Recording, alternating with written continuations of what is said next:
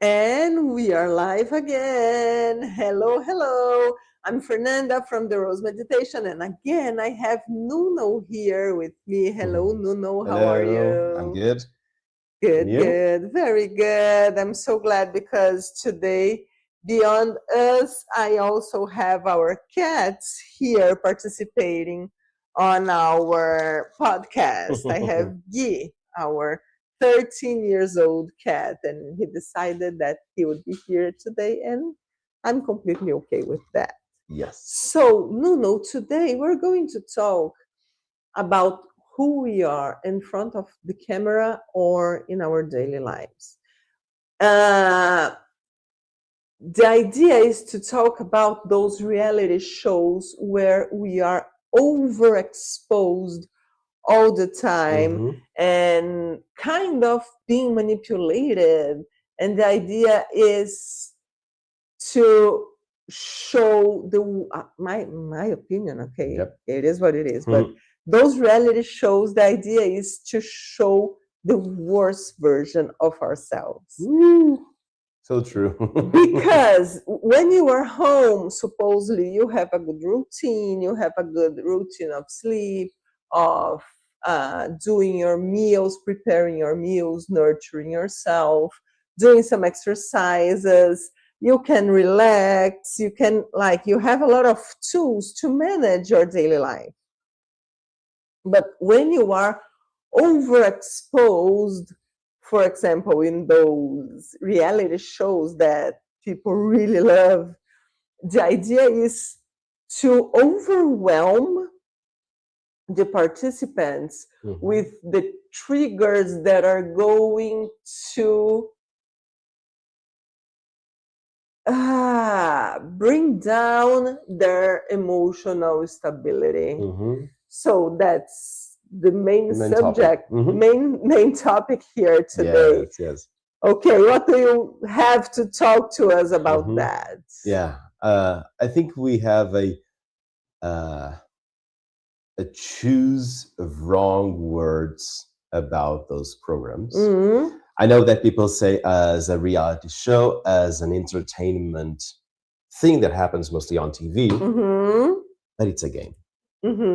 Okay, so it should be 24 hours overviewed game where only one wins. And the rules of those shows are to make people fail to get out, so one stays till the end, and he's the winner or she's the winner. And it doesn't mean that it's the best person. No, it's not. Okay, so I think the way that everything was built was actually to put the worst of you, and you become a survivor, and the strongest survivor probably will be the one that will win the competition, because it is a competition. I think you would do great with that, but I think I would fail in the first day. Like, it brings me anxiety just thinking about having a camera over me 24/7, not being able to sleep, not being able to like have my daily basis life. And also the exposure, being with people all the time. You have people around you every time. Like, your social battery has to be infinite to be able to handle that. And mine is not a big one, even though I work on that, and I've been working on that for more than 30 years now. It's still limited. So I think I would fail greatly in the first day. That is something that is not attractive to me. I don't like to talk to strangers. It's not one thing that I'm comfortable with. I'm a good friend, but not easy to make friends. So that will be like if I was there, the first week would be a nightmare for me, for several reasons. But I think those reality shows, they can bring a lot of good insights for those who are willing to have a better life. Okay? For example, it's very common that what you see on those shows is what happens in a smaller scale in companies Mm. because you need to have that social battery to stay so many hours with so many people Not from nine chosen to by seven. you. You're not chosen by you. Okay. So even though it is a game on the TV and people are peaky and they are pushing you to be the worst, sometimes in companies, mostly the traditional ones, it's kind of the same, and it's the culture of the company.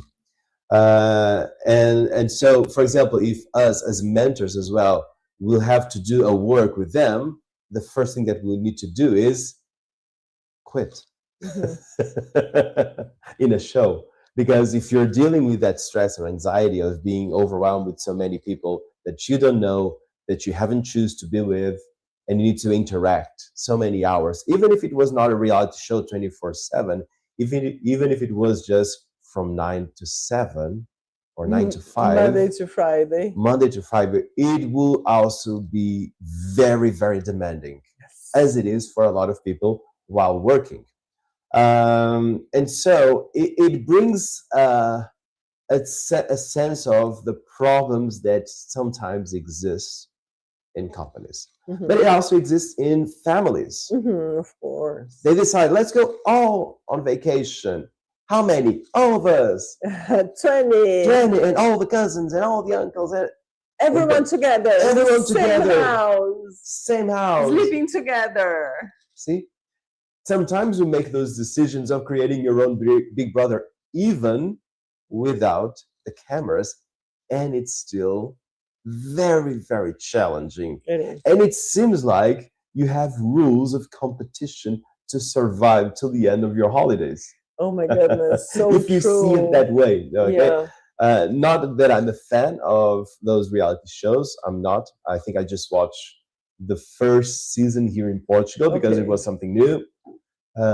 But then on the second, I just saw, oh, it's the same, just Mhm. different people, same rules, same everything. Mhm. It was not so attractive, and then I stopped watching. Uh, but you notice that being together, being in a limited space, being with your vital space, always on check, kind Uh-huh. of, and your routines are off. Uh, you cannot choose like to eat organic because you also need to have budget for the cigarettes of others or whatever. Okay, so it's very, very challenging for all of your choices. You will always choose something limit to the group. And Mm. adding a layer, you have to consider everyone as an opponent. Yep. And this is not how I like to live my No, life. me neither. I'm that person that believes that there's space for everyone. We can be collaborators, not competitors. So maybe that would be the most difficult Hmm. part for me because I don't think that this competition way of living is a very smart one. It is not. But then, if you transpose to other sports, competitive sports, it is not the skill that will make you a winner. It will be your emotional intelligence, Yes. how you regulate your emotions during the competition that will help you, that will assist your winning chances. Mhm. And so it's also a very interesting way of looking. If they are competing, it's not the best human that is going No, to win a reality show. not at Not all. at all. Probably the one that will be tougher on their emotional regulation. Or more manipulative. Yeah, or more protective somehow, having Mhm. the some interesting boundaries Mhm. so that person is not affected by the other's behavior and all of that. So it depends. And then if you transpose it to other sports, and even if it's a one against one, like snooker, Mhm. okay, you're Mhm. there, it is the same. It's not about the skills of hitting balls and all of that. It's about emotional management. It is about emotional management. And so I know that, so if we think about that as a game, you need to prepare yourself as any other sports or competition. Okay. Mm-hmm. And so you need to prepare yourself, which is training your skills for that game. Mm-hmm. But nowadays, it happens in the Olympics, it happens in all the big events. The emotional side of the competition is as important as the physical skills. Yes, yes, no doubt about that. So it's not different in a reality show. Mm. It is kind of the same. Okay. I'm just trying to avoid the gossip subject of a reality show, which is the thing that bring more views The most into the show. attractive characteristic. Yes, it is attractive. It makes more people to watch the show. I understand, but because we like to work with the human behavior and the human aspect of living a mindful life, I see it as a game, and so it is interesting to see it in a different perspective. Mm-hmm. For example, as how well prepared were you to be there playing the game, Mm-hmm. and how well prepared were you for your emotional regulation to deal with all the situations. Mm-hmm. And being such an intensive program or game or challenge, you really need to rest. You really need to do everything else, and also you're limited. Yes. So it is almost like I wouldn't say a war zone nowadays. It wouldn't be well interpreted by others, but it's almost okay, where you're limited to your all of your choices in life just to surpass the challenge and having your other participants as competitors leaving the house. You can take anything for granted in those situations. Yeah. Maybe this is the relation that you're thinking. It does make sense a lot.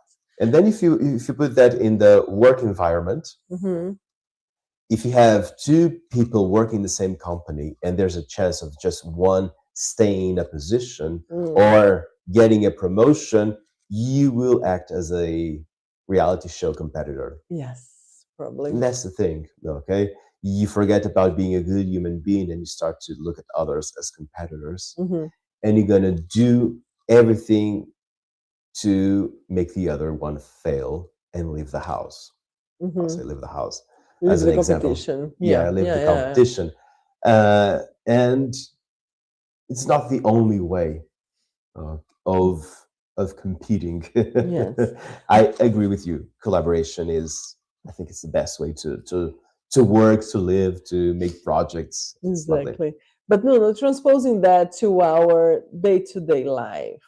We basically are talking about emotional resilience. We are talking about having a good routine. We are talking about building a stronger mind or a stronger emotional body or this kind of thing. And bringing this subject to the table now, there is this person that we admire a lot, that is Dr. Daniel Amen from UCLA.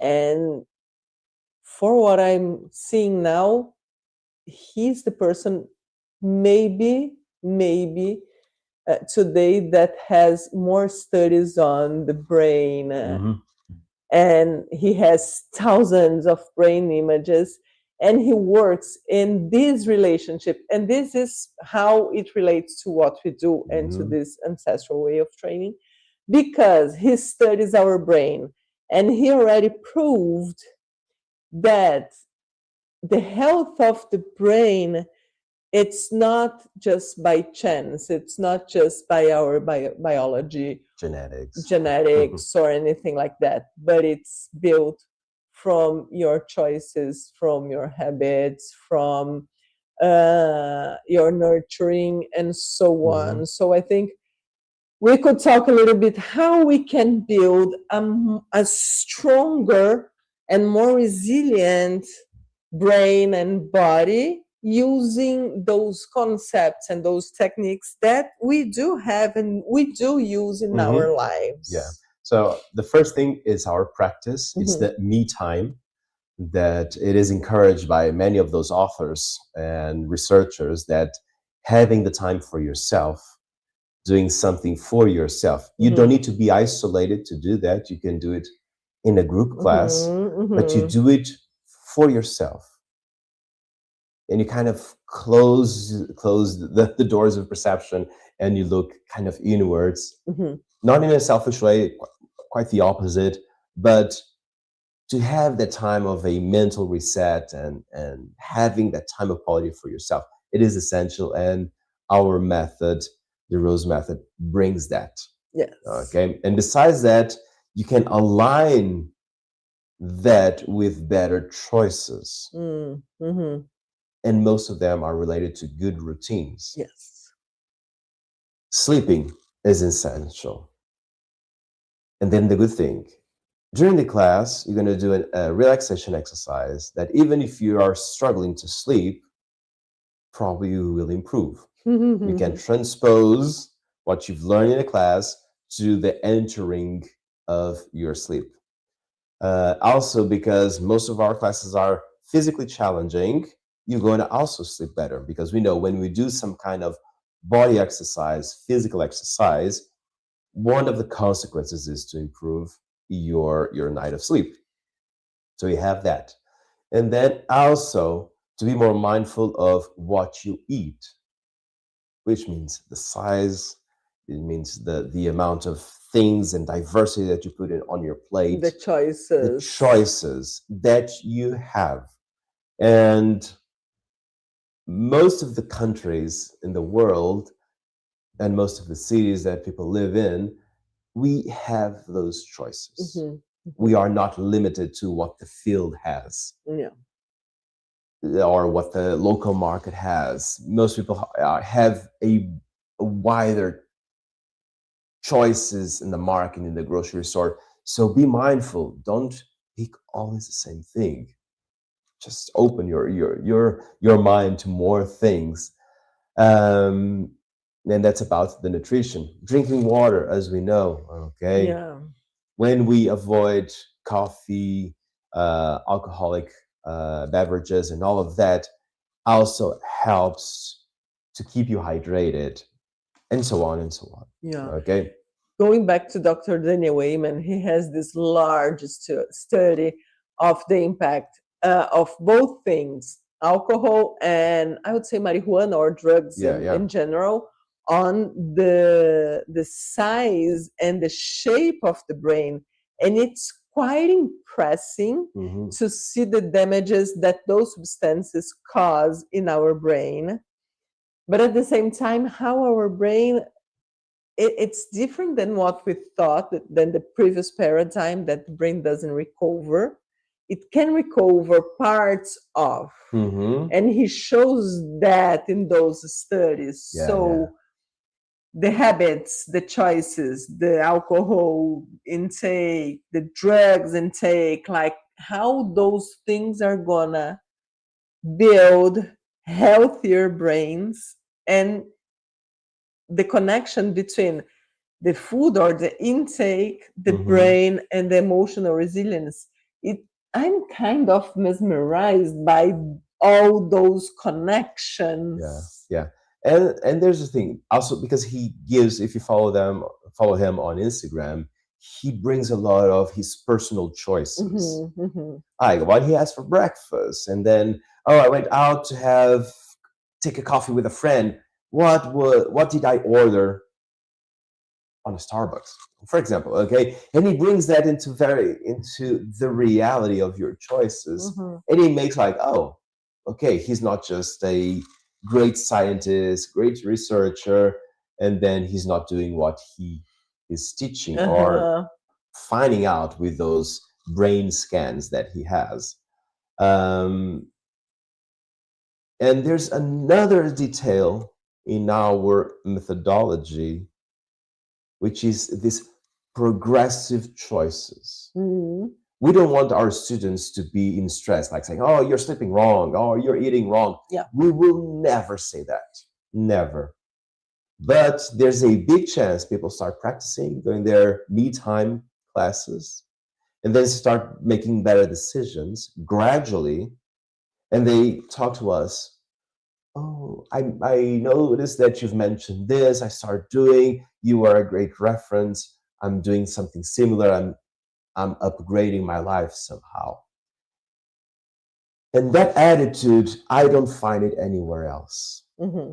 All the others kind of are pushy to say, you're wrong, you're doing it wrong. No, I think each one has his own time to make the better decisions, Mm-hmm. and gradually, because we believe in something sustainable Mm-hmm. and in a long term. Mm-hmm. Mm-hmm. More than say, I'm going to quit coffee, alcohol, this, and that, blah, blah, blah, and then I mess up in 2 days. Yes, yes. I was thinking about this concept of floor and ceiling life. Ah, yeah. There is the difference between not doing anything and doing everything. Yeah. And it's not one option or the other.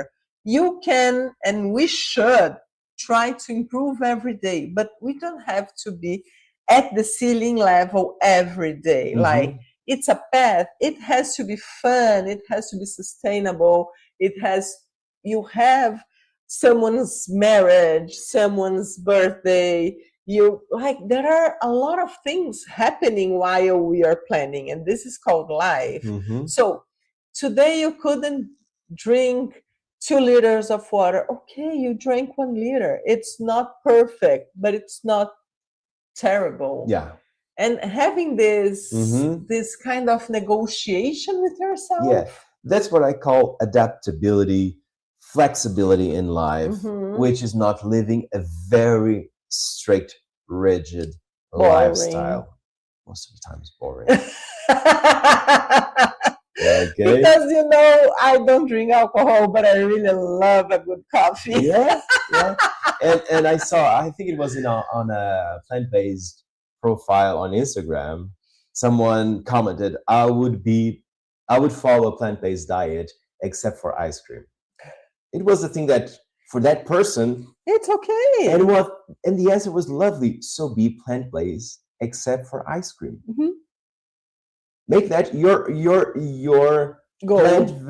plant-based version for yourself. Yes.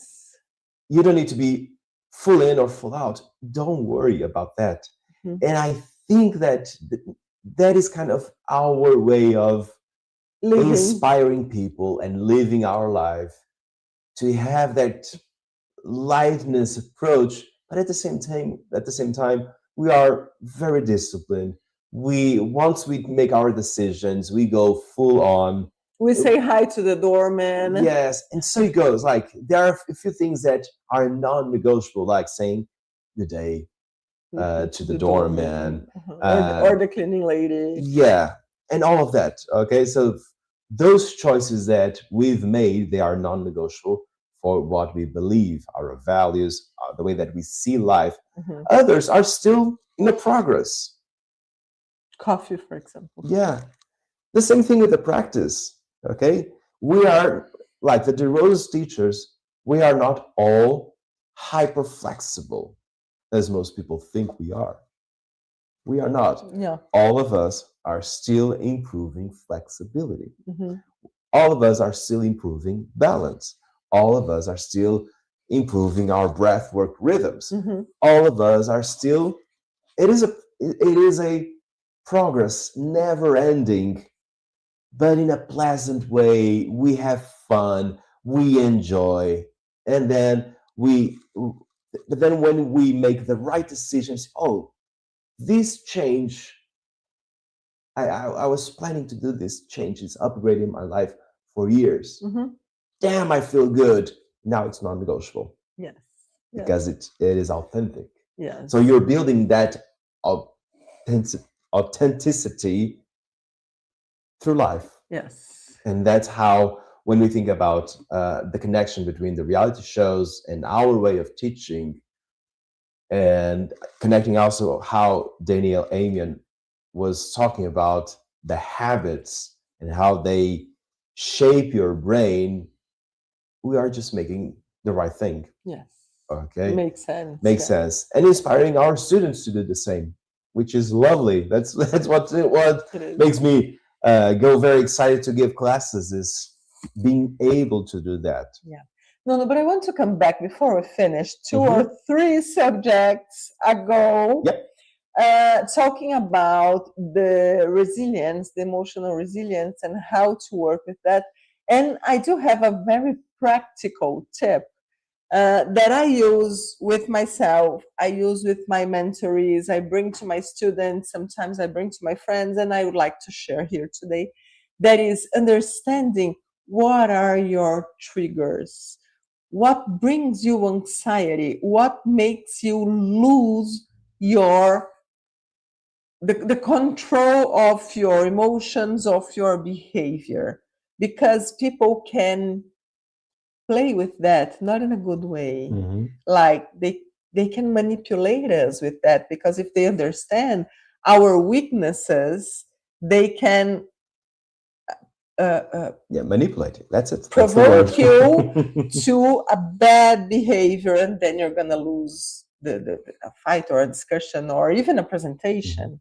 So if you understand what are your personal triggers, you can avoid them, but also you can become more resistant to them, exposing